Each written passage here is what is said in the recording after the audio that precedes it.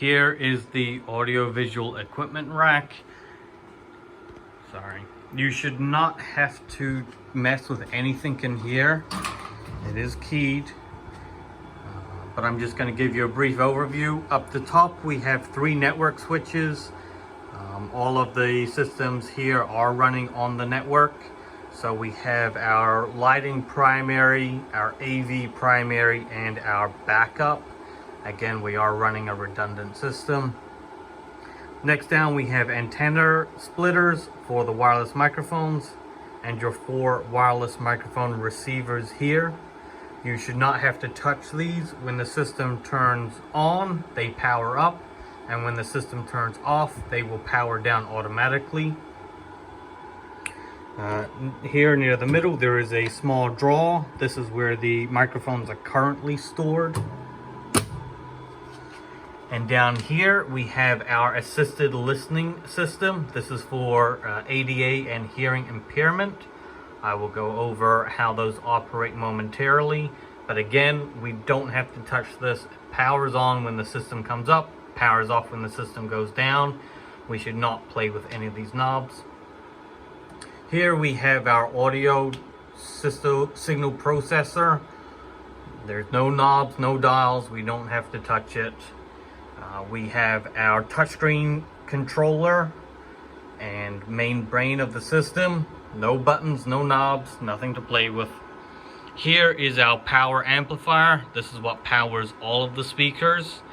Again, since we're using the touchscreen to control the volume, we don't have to touch anything here, and in fact it is all locked out, so you cannot make any changes directly on the equipment. You have to make the changes on the touchscreen. And down the bottom is a battery backup, so in the event of a power failure, the system, the network switches and the control will stay alive for a couple of minutes, just in case it's a short one. When it does lose power, it will give an audible beep, so it will be pretty obvious that that has happened.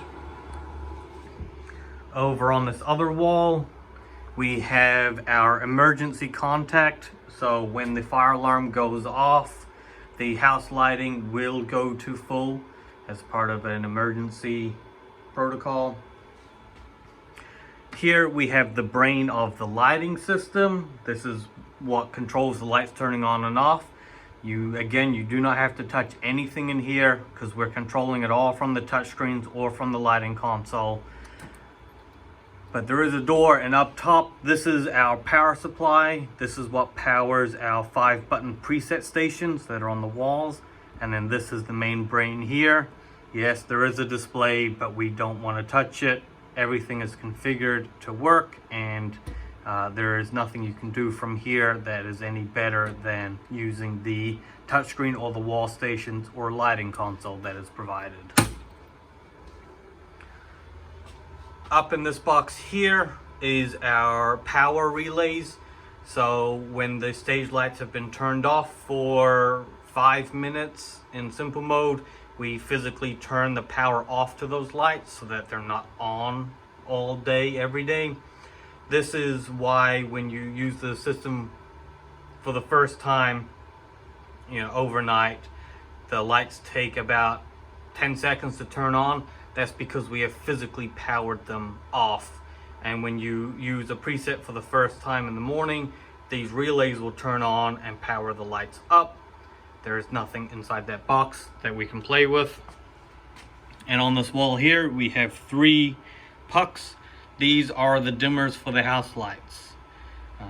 There is no control on them. There is no dial to turn the house lights up. If you want the house lights on, use the touchscreen or the wall stations. But that's where the house light dimmers live.